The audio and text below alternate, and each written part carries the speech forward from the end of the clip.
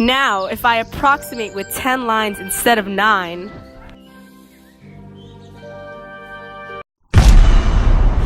it simply cannot be done!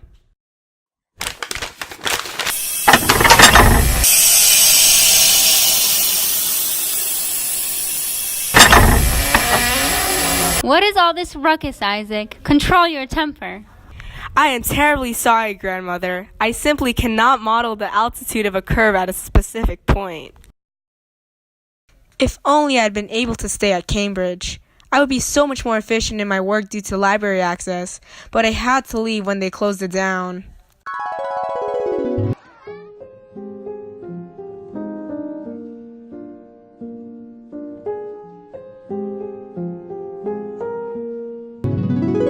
I have tried countless times, but the altitude changes throughout the curve, and I am unable to isolate one specific value. Infinitesimals! In order to calculate the fluxion, yes, that is what I will call the altitude at a specific point. I must use the fluents, the x and the y.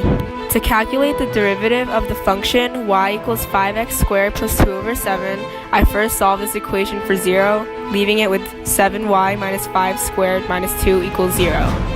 Next, I plugged in x plus x prime for x and y plus y prime for y, leaving with 7 parentheses y plus y prime minus 5 parentheses x plus x prime squared minus 2. I subtracted the original equation from the change equation as follows. Next, I divided through by naught the moment of x, leaving. No one else could have come up with terms of naught. I found a differential equation that would satisfy a given equation. I have an idea. What if there was a way to calculate the opposite of the fluxion? To find the area of the curve? I suppose I would have to calculate it by using infinitely small sections of this curve. It seems that the area and the fluxion are opposite of each other. Should I publish this? I can't imagine the reaction in the mathematics community. I must not publish this information now. It is better to wait until they can understand. What if someone sees this work and tries to pass it off as their own? Where will be the proof that you invented it first? No. Don't be ridiculous, Grandmother. Nobody would ever do that.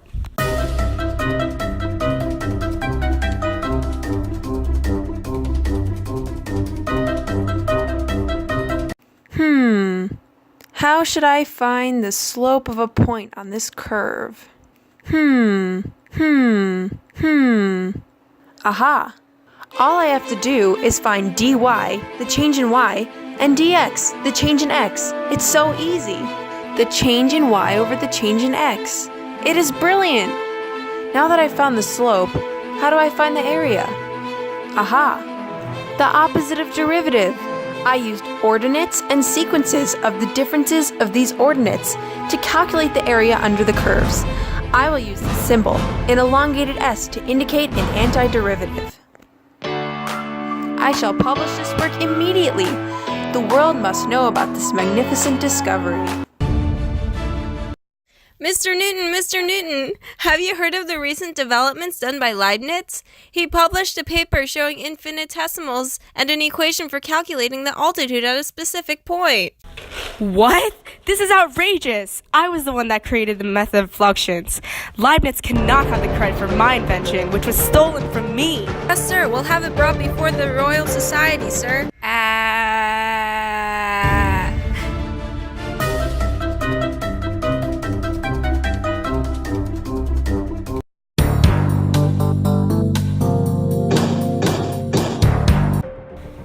As the president of the Royal Society and as the true inventor of the method of fluxions, I propose that this man, Gottfried Leibniz, be discredited as the first publisher and inventor of calculus. But, Mr. Newton, sir? What? He published his paper Well, first, then he can have sir. credit for the first paper on calculus. I invented it, though. I should get the credit. But what about my work on integrals and notation? Shouldn't I at least be acknowledged? Let us vote on this matter. All those in favor of the credit for this invention going to me, say aye. Aye. Okay, that's it then. Good meeting, guys. Meeting adjourned. I don't feel so good.